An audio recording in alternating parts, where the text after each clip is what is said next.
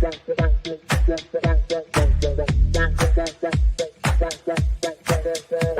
Connections Radio presents. Hello, everyone. Welcome to Evelyn's Roundtable. This podcast highlights a host of relevant topics. Our conversations share voices of women of color, Black women veterans and veterans, allies, candidates, and elected officials, entrepreneurs, teachers, students, and others. We also explore important issues and challenges such as grassroots leadership, job training, homelessness, and mental health advocacy, accountability, male inclusion, and civics. Our mission statement is to empower all women. Do you hear me? All women to hold hands as we rise. Well, hello, my guests on here. I am so excited tonight. I have two of my special people on here and my special loved ones. And Sgt Dixie was one of the ladies that smacked me in the back of my head when I didn't know I was a veteran. So we wanted her to really be on here. And I have my brother who I'm loved, and my older brother at that, who's going to be on here, Mark.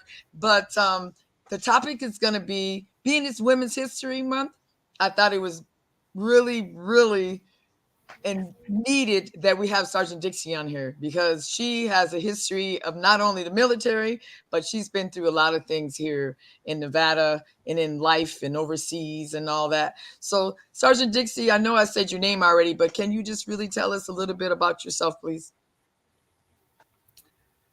Well, I started out on a farm in northern Iowa.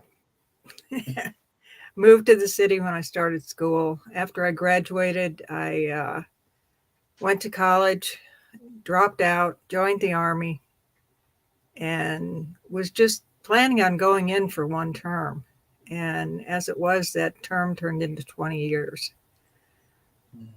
Started out as one of the first female MPs.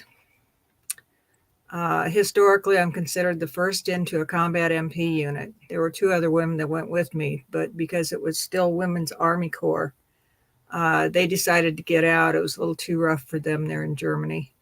And they got married and went home. So I stayed 4 years there. And I found out later it was part of a DOD experiment to see how many women they could put into an infantry type unit before it lost effectiveness. When I left, we had 30-some women in a company of about 150. So I guess it worked.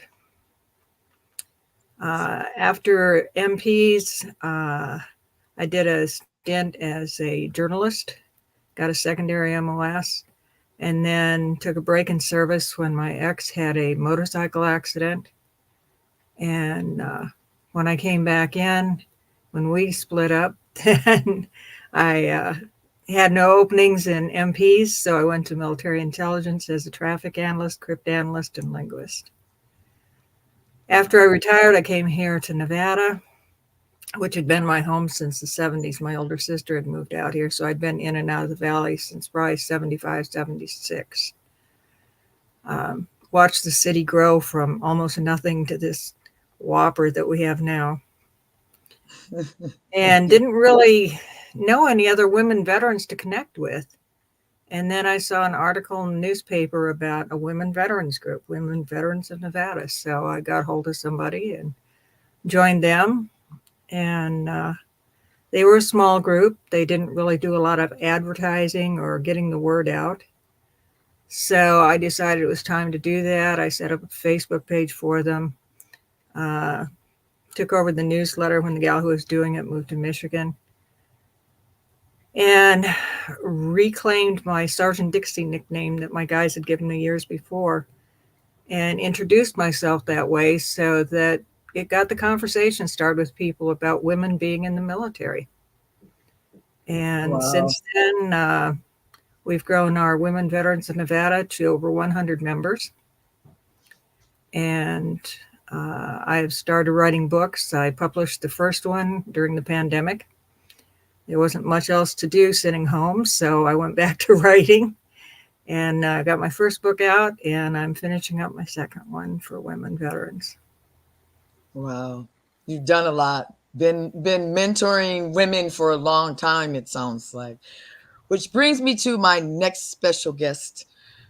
So, Mark, could you please do an introduction on yourself and talk about what you're doing, and also include, because it's Women's History Month, and I wanted you to have on, because I want a male perspective also too on here, and I think why not have my brother on here? You know, he does a whole lot, and so could you please just give us a little introduction about yourself? Yeah, sure, sis. First of all, wow, it's an honor to meet you, Sergeant. That is quite a biography that you have. That's the highlights. Honor to sit here with you.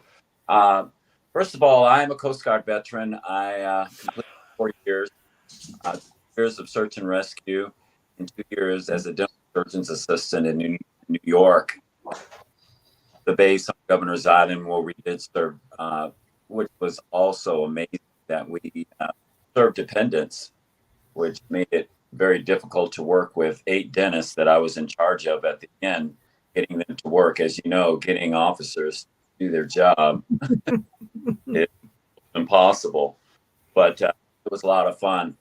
And after 4 years, I decided I didn't want to work for somebody that was dumber than me, because, you know, at my age, I figured. But you know, what I didn't think of is the fact that now that I've been in the workforce for a very long time, I realize that's not just in the military. You're always going to work for people that you feel like aren't as intelligent or as street savvy or have the leadership skills that we've all grown to know and love as leaders ourselves, that are lacking in the workplace. So after that, I kind of milled around and did a lot of different jobs, but then I happened to the opportunity to run an alcohol drug treatment facility, a 56-bed facility in Phoenix, Arizona, called Crossroads. At Crossroads, most of our contracts were with veterans, and my veteran started off as not only a resident, I moved my way up the rank, night manager, then I became the office manager. I gradually graduated into the position of the VA liaison. Then I became the assistant coordinator. And by the time I left there after 13 years, I was the corporate manager. I moved to California to get married. I brought myself my daughter, who I raised from birth by myself, probably arguably my greatest achievement, raising a newborn child. I gained a whole new respect for women. Not that I didn't have it before, but being a mom at birth with a child was something that I never envisioned for myself. It was a great opportunity to raise a baby girl and raise her as a little girl. Is something that I'm very proud of. Another reason I wanted to be here with you, Evelyn, is I have vested interest with my daughter, who is eventually about to enter the workforce. So now I work for the County of Ventura. I work in behavioral health. I work with mentally ill clients. My current job right now is the forensic community service coordinator. My job is to contact jails with our clients who have mental illness. I mostly work with the ones that are schizophrenic, bipolar. My job is to go in and do the initial assessments, and then with a team of 4 other people, we put together a treatment plan that is going to help our mentally ill clients stay out of jail, stay out of prison, or they're facing the state hospital. The state threw in a little carrot for us too, as well. For every client that we can keep out of jail or prison for 2 years, they will give the county $100,000. And now we have reached 20 of those clients. So that's a little money to offer. So I've definitely paid my salary for the next year. The thing is that I get to continue working with these clients and many others to make sure that they're doing their court dates, that they're meeting with probation, that they're taking their meds. that they're meeting the requirements of the facilities where we place them. In other words, encouraging and coaching them into staying straight and narrow to keep their lives straight and keep them out of hospitals, out of jails. And a lot of them who are facing jail time are no longer a problem in the community. So that's where I'm at now, sis. And that's what I do. It's beautiful, and just a little back history on me and my brother. We found each other, I think in 2015. I think that's when we found each other, somewhere around there, right? My daughter was running around telling people she was Jamaican and Indian, and because she's biracial, and she was telling people Mongolian, and I'm like, okay, knock it off, Alyssa. I tell you what we're going to do. For Christmas, I gave her that gift of Ancestry.com and did the little swab and sent it in and came back. Oh, wow, she is all those things and more. And all of a sudden, I get an email from this woman saying, do you happen to know who your father was? Was his name Alan Ross? And I'm like, wait, what? And I'm like, that's my daughter that you're talking to. I said, I'm her father. And that's how I found, how my sister found us. I did not know I had a sister. Beautiful. Yes. Beautiful, beautiful. And he's been my big bro ever since. That's hard work, right? Well, Dixie, I wanted to kind of talk to you about your books. There's a book that, you have couple books that you just came out with, but one of them as you were. Yes, and I think that's a very important book because I'm one of the veterans that didn't know I was a veteran, but also did not have that information when I got out either, about things that I can do or who I can talk to or my benefits or anything. Can you tell us a little bit about the book? I wrote it because when I got out, I went through a TAPS program, but it didn't really tell me anything. Most of the information was for people that were short-termers. It wasn't for retirees. And they just,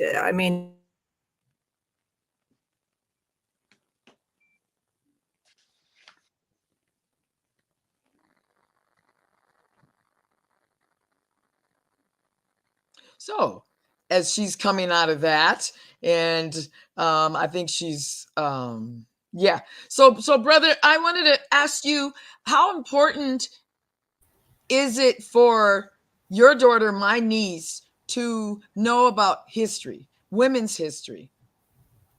It's everything, because one of the things that it's going to do, it's going to help them recognize the struggles that women have had.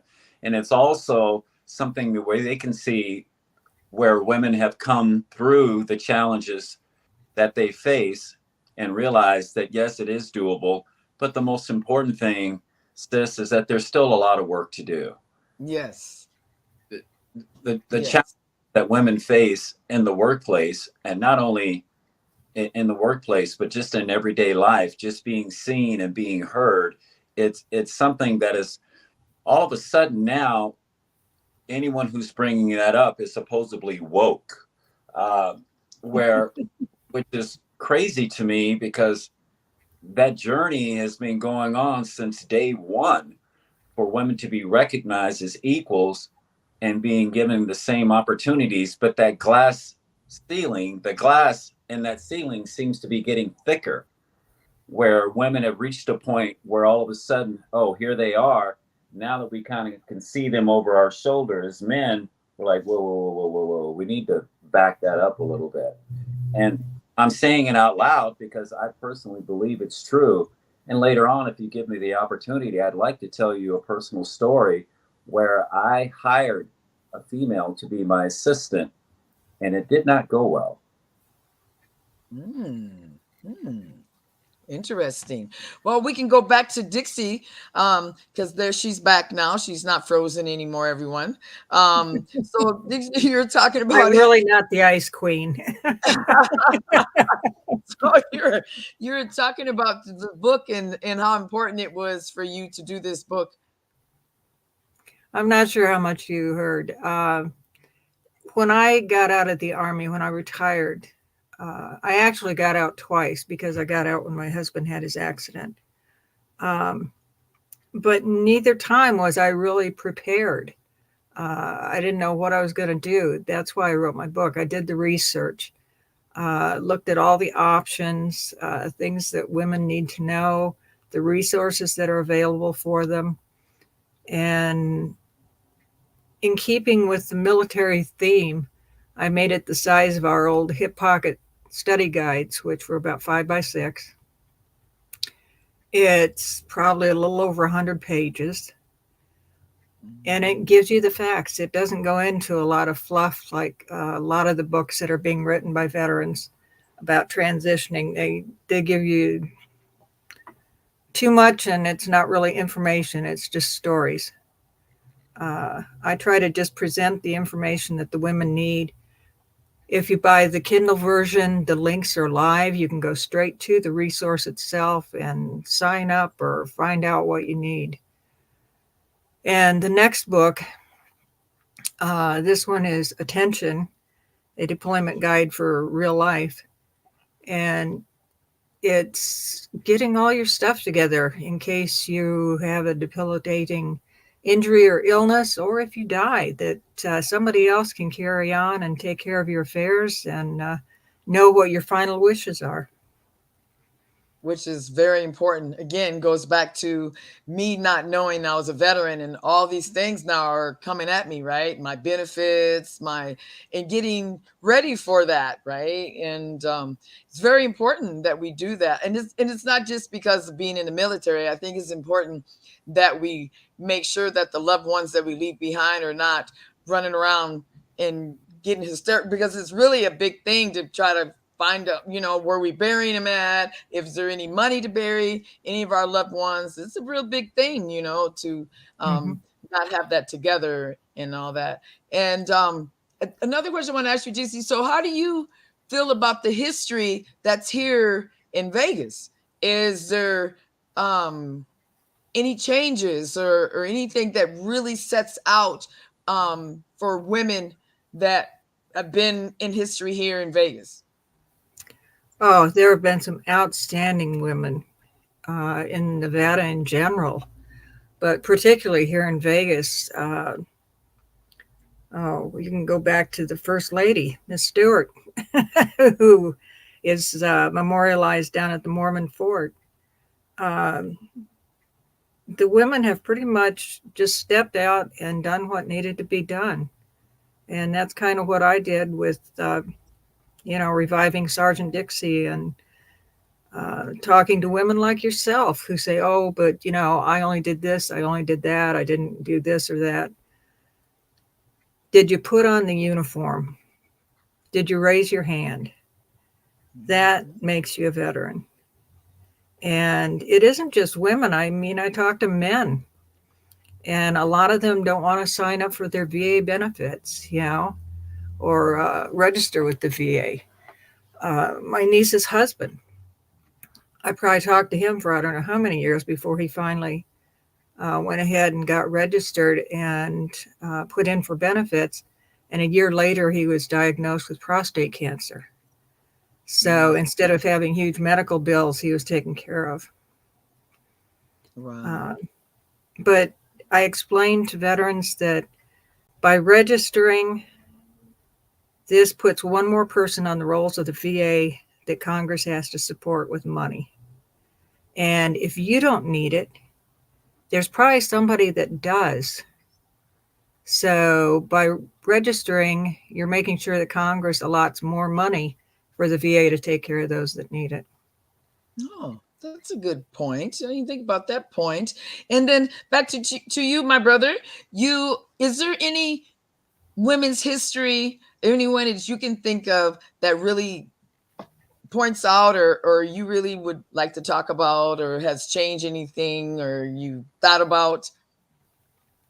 Well, when I look at when I'm looking at women's history, I'm always looking at different women who break different barriers. And I'm looking from something from the first NFL referee to the first woman senator to the first woman vice president. These are things I'm looking at first because when people see that, especially our young women, they can say, if she can do it, I can do it. And so I'm looking at a lot of people who have been first that have broken through that glass ceiling. And believe me, if you were to hear their stories, they would probably tell you that what they've done, yes, thank you, but it's not enough. It is not enough. It is nowhere near enough. You know, I was having a conversation with a woman the other day at work, and we were talking about the people who run our country, the people that we elected. And I said, you know, one of the issues that I have, there just aren't enough women that are helping shape our laws and our society today. Oh, don't get me wrong, there are women who are in the background, you know, telling their husbands, no, we need to do this, we need to do that. But I'm talking about the ones out in front, the history people. I personally feel, as a man, I can say this, that there's just a little bit too much testosterone up there. A little bit. By that, in facetious, there's way too much. Our egos, that false pride, all of those things. You know, being a history person, I don't know if you have, sis, but if you ever get the opportunity, there's a book called The History of World War II. I read that book on purpose. Number one, because I had the time to read it. And number two, because I love history. But the sad part about reading that book was watching these men and their egos and the loss of human life by the decisions that were made by our leaders, by our generals. I was just devastated when I read this. And just all through history, as I get older and older and I watch the decisions that are being made, I feel like if there was more of a level playing field with women having a voice and having the opportunity to step up and take these jobs and these positions, I think the world would be a better place. I know. Yes. Yes. I wanted to read something out of one of Dixie's books that she didn't mention. And I have a signed copy, and it's Behind the Rank. And it was, and it's about, and it's just a little sentence, and it's let's see, I'm trying to see. It's page 85 in her book, and it's about always moving forward. And it just really, I really just like this one. And she said, you can waste your life drawing lines, or you can live your life crossing them. And it was by Shonda Rhimes. I think that says a whole lot, right? Either we can sit here, like you were saying, brother, and not do anything, or we can move the needle and make life go around, right? Make everybody connect, all the dots connect. And I call it puzzle pieces. I don't know. That's my military brain is how my military brain works. Putting the puzzle pieces together. So, but Dixie, even you are dealing with me, and I call you pretty frequently. Because I always have these ideas. And could you talk a little bit about Lena? We just went to her. Miss Lena King. Yes. Could you do just a couple little intros about her? I think it's important. Miss Lena King was a member of the 688 Central Postal Battalion unit. It was the only all-black WAC unit in World War II that deployed overseas. They were sent to Britain first and then to France to help clean up the backload of mail, because at that time, that's how soldiers stayed in touch with their family and everybody back home, was through the mail. There were sacks and sacks and sacks of mail that hadn't been delivered. It was expected to take them at least 6 months at each location to get all this mail sorted, get it to the right people, identifying the right soldier. There might be who knows how many Robert Smiths or, David Jones or whatever. The bags were in warehouses that were rat infested. The women worked 24-hour shifts. They cleared the backlog in London in 3 months. Then they went to Paris and did the same thing. The unit was finally recognized here a couple of years ago. And I knew Miss Lena. She was just a fantastic lady. She had such a great outlook. At 99, she renewed her driver's license. Yeah. She passed away here recently, just before her 102nd birthday. But Miss Lena, she epitomizes the women who have stepped out and stepped forward, crossed those lines, and did what needed to be done. Yeah. Yeah. I wish I would have met her here. Yeah, we've seen videos of her dancing, and Oh, yeah. everyone had really nice things to say about how she really, when she did something, she put her mind to it and she got it done, and Yep. that, yeah. Which brings me to you. I know, brother, you mentioned about you wanted to tell us a little story about someone that you had hired. I think you said, Yeah, this was about, and this is a real fun story for me, and not fun because of the way it ended, but it's funny to me how I realize these things take time, but how much time? Working at Crossroads, I was the program coordinator, and then it became time for me to hire an assistant coordinator. And this is an all men's facility. And there was a female that worked for me who was my office manager. And as I interviewed people, I realized that she was the best person for the job.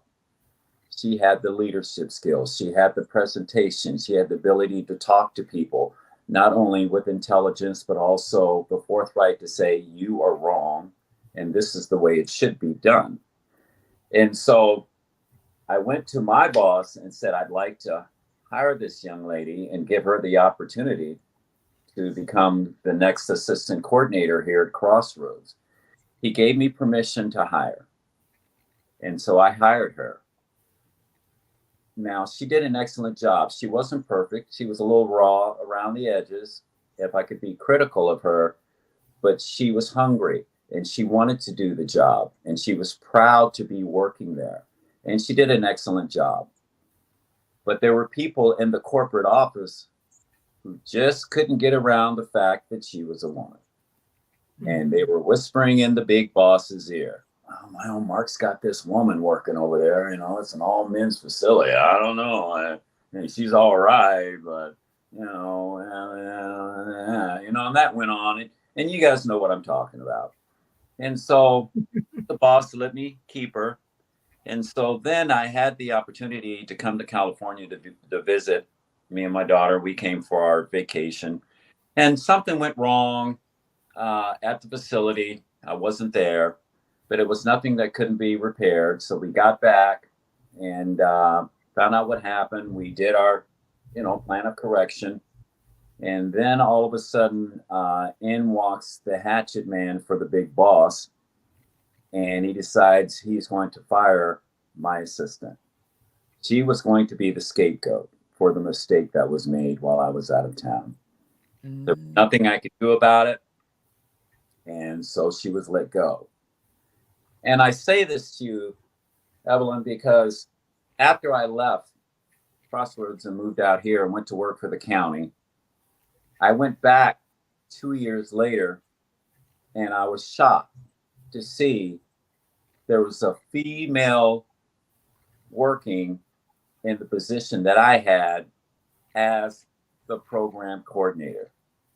They finally broke through the glass ceiling and decided all of a sudden it was okay for a female to be working at an all men's facility running the show.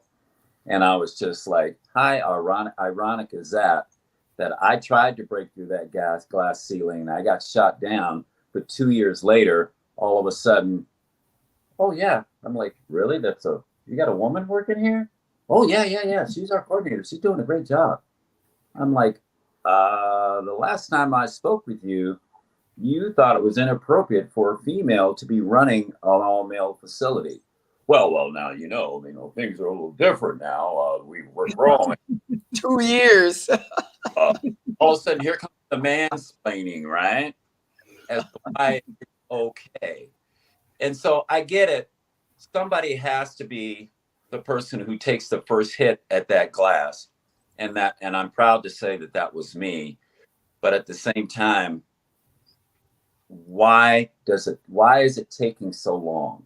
Why are stories like the one I just told you happening every day? And why is it such a journey for females to be able to take these lead roles and to be able to put food on their table and get these promotions that they sorely deserve, but they're sitting back as number twos or number threes while they're watching these men run this show that they're clearly outperforming and deserve to be there. So Dixie, Mark, why do you think that is? Mark, what happens is there are more women than men in the world. Women should be running things. However, women have a tendency to get really catty with each other. They don't support each other. They get jealous of someone else's success. Why? I don't know. Okay, they would band together. Sergeant, before you go any further, I just want to tell you, I hear you. You're 100% right. But when you try to be critical of females, when I've tried to explain that to women, and I want you to hold that thought, you know what I get? You don't know what you're talking about. That's not true, because I've said, you know who women's own worst enemies are? Not men. Women's own worst enemy are women. Exactly. One another. But I'm sorry, you struck a nerve for me, so I just wanted to jump in, and I apologize. No, you're right. Go ahead, please. That's exactly what I'm saying. Women, for whatever reason, can't seem to get together and work together. Now, Donna and Evelyn and I have been working together for over a year on a project that's finally coming together. But that's one group. And then there's another group I work with that doesn't like Donna or Evelyn. Right? Okay, I don't care. I'm doing this with them and I'm doing this with you. We need to support each other and just get the work done. Period. Yeah. But it's about the work, though. That's the part, right? It's about the work. It's right. Not about the egos. It's about the work. You're right. It's not. But some cannot keep that over there and leave that in that box, right? They want to bring that out and do the little snickering, like you said, or do the little chattering. And what's sad about it, when they get rid of that person that they're chatting about, then they notice, oh, wait a minute, we do need that person. Oh, well, wait a minute. That would have been perfect for that person to do, right? Yeah. Sometimes you got to eat a little bit of crow, y'all. Sergeant, up about the cattiness and women just can't get past each other. But what is the issue? What do you see as the issue with us men being threatened by a woman coming in, being our boss, a woman running the show? What is it about us that will allow us to accept that this person is making our job better? This is a leader who can run the show. Why can't we let her do it? Mark, I spent a lot of years as a platoon sergeant. I got to one assignment and the first sergeant on my in brief said, "I've been waiting for you." And I said, "Really? How bad is the platoon?" Oh, wow. Oh, wow. The guys the machismo or whatever. I don't know if it goes back to, their mother telling them what to do when they were younger. And now they think that because they're grown that, they shouldn't have to listen to women. It's difficult for them. But my younger son is a drill instructor out at Fort Moore, what was Benning. And I guess I raised him right, because when he has sticky problems or something comes up, he calls mom. I'm his hippie soldier mom. And he'll call home and, discuss it with me, because he knows that, mom has the experience. A lot of guys wouldn't be able to do that. So. And it's something, because when I get in those positions where I'm in these meetings and they don't want to listen to anything, even though we're having a conversation about construction and trades, and I think I know a little bit about that, right? And it's interesting. It's almost like they want you to be barefoot and pregnant, right? I use that terminology because that's what it feels like, right? That you just can't possibly know anything about the trades, even though I've been doing it since 2002, right? There's nothing. And then plus, I've been in the field. Now I'm doing the opposite, right? On the other side of the fence, but I could possibly not know anything about that either, right? So it's interesting. And I see it a lot too. And I'm just going to say this because this is Evelyn's roundtable. And I think that I deal with that with a lot of Black male veterans. I don't know what that is. And I'm not going to say the organization, but me and Dixie already went around with this person, and we're trying to figure out how many veteran women were in this organization, and because we're trying to be able to mentor these women in this organization. And he made the doggone comment and said, well, it's only one or two. But guess what? We found out there was 9 in that organization, not one or two. But he was like, oh, you don't want to do that with them. They don't want to work. They don't want to do anything. It's better if you go work with the men. And I said, well, hey, let me do it. Can I cut you a deal? I'll come in there and I'll work with the men, but let me get to the women and to see what they need. And you know what he told me? What did he tell us, Dixie? No. Really? That's what he said. He said, no, you don't need to do that. You only need to work with the men. Only the men need. And I'm like, wow. You think he felt like, sis, that you were going to empower these women by laying some knowledge on them, that they would open their eyes and realize, hey, wait. He didn't even realize how many women were there. He didn't even know. He had no idea. No. And didn't care either, to be really honest. Didn't really care. No, well, for him to make the comment of you don't need to do that and do the training because they're not worth it and they're not going to do anything and they're just lazy. I mean, literally, right, Dixie? He was saying all of that. All of that. So I just think it's interesting with in that I don't know. I don't know what's going on with that, and then being I'm the commander of my post, that's interesting too. You know what I mean? And we go to these things and then the guys from the Vietnam guy, hey, that's our boss over there.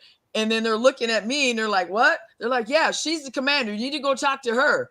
And it's the look on their faces is beautiful. Oh. Yeah, you got to come talk to this Black chick over here, don't you? As they say, it's priceless. It is. It is. Not only, but African American as well. Yeah. So, Dixie, you have any last words for us before we get off on this lovely, lovely podcast and this conversation? 2 things. I do what I do because there is no basic training for a return to civilian life. And keep on keeping on. And I'm glad y'all got to see me. Me too. I'm glad I get the bug here every day. Yes.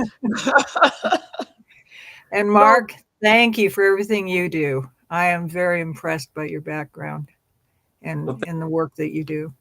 And believe me when I say it's an honor to sit and listen to someone like yourself, who's been where you've been. Like you said, you just gave the bullet points. I'd love to be able to just sit down and hear and be able to hear, although you put the information in the books, I want to hear the stories because As a veteran, I would probably tell them to you because you would understand. I would. Right. Right. I just want to add one thing about my niece. It was wow when I found out I had a niece, right? And I was like, wow, I have a niece, and she's so pretty, and then so now I get to hear about.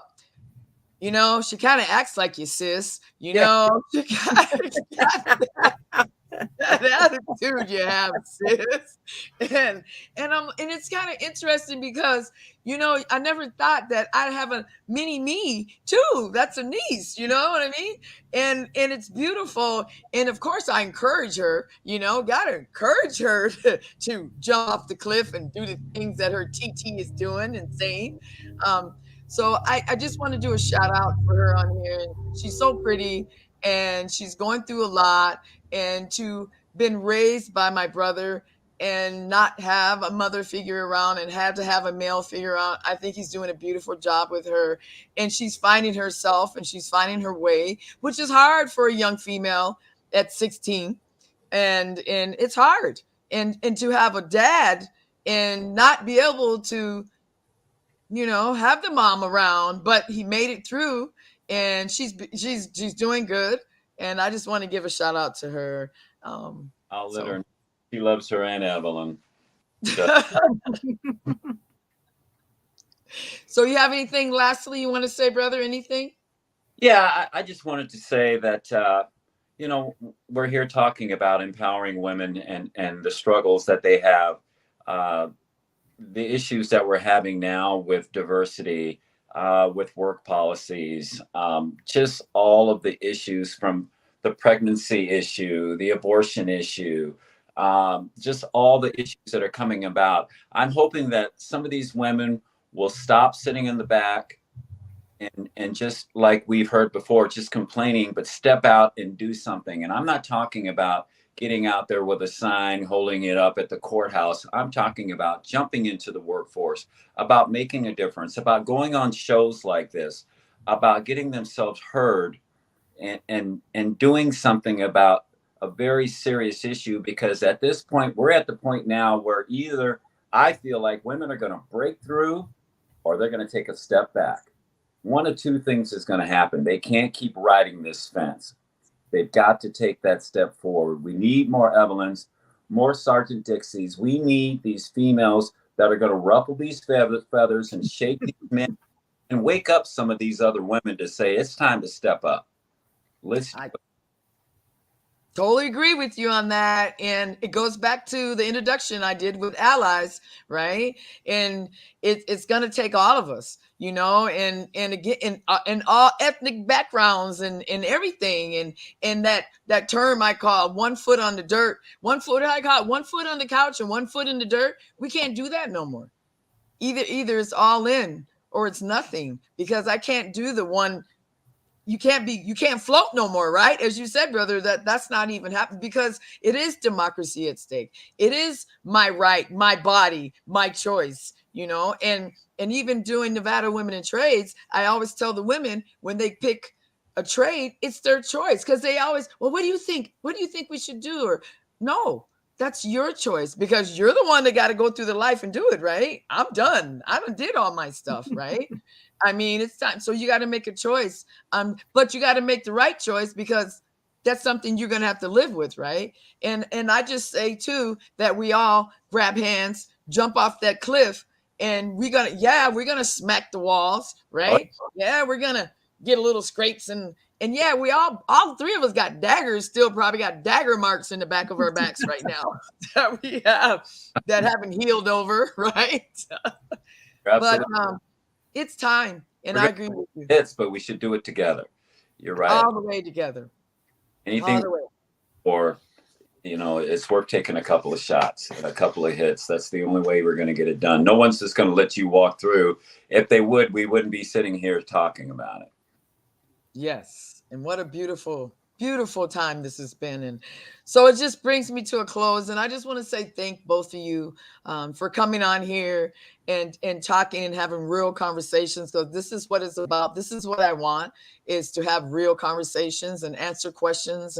And you never know, someone is going to listen to this right here and get a question answered, right? Or maybe even think, well, maybe, you know what?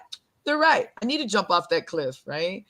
So I want to make sure both of you come back, because this is not the last of neither one of you, you know, because we're going to have repeat. I don't want to say the repeat offender, because that probably wasn't like the right term to say, but It could be. my brother's over there shaking his head. No, sis. No, not that one. Not that one. Don't say that one. But I just think it's just beautiful that we can all come together in different states and different ages and different backgrounds and love each other and get information from each other. And it doesn't matter what color or race, nothing, right? As long as we are on the same page. And so I want to read the mission statement, which I think it's so beautiful. And that the mission statement is to empower all women. It is to empower all women. And that's Nevada Women in Trades too. I always say that, to empower all women, because that's the beautiful part of this, right? Is to empower all women and to hold hands together, and we rise together, right? And so that's all, folks. And thank you again. Thank you. Thanks for having me. Appreciate it. Love you, sis. Love you. An honor, Sergeant Dixie. Likewise. Take care, Mark. PR Connections Radio thanks you for watching this podcast. Check out more episodes of this show and our others at prconnectionsradio.com.